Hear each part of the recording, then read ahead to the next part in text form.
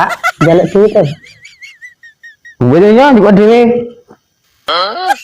Bulan naik piro kuwi? Bapak, kita diket toh, Pak. Yo biyen Bu, wong nek dikat ngono kan duite kan ora kabur to. Ora kabur. Emang duitnya iso mlaku ta, Pak? Ya iso to Bu.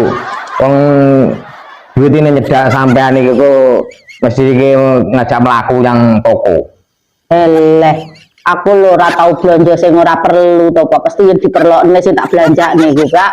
Apa lah wingi tuku sandal ya telu. Bu apa kuwi? Kan perlu lah sandal telu. Ya kanggo to, Pak. Siji ku kanggo kondangan, sing sijine kedulan, sing sijine nggo nek foto-foto kan estetik. Iya tenan.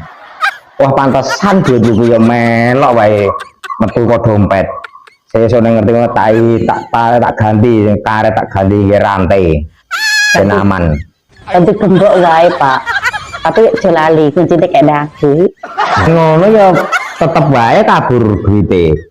Nah, tapi anu gawe kok singko kabure mesti kudu lewat tanganku.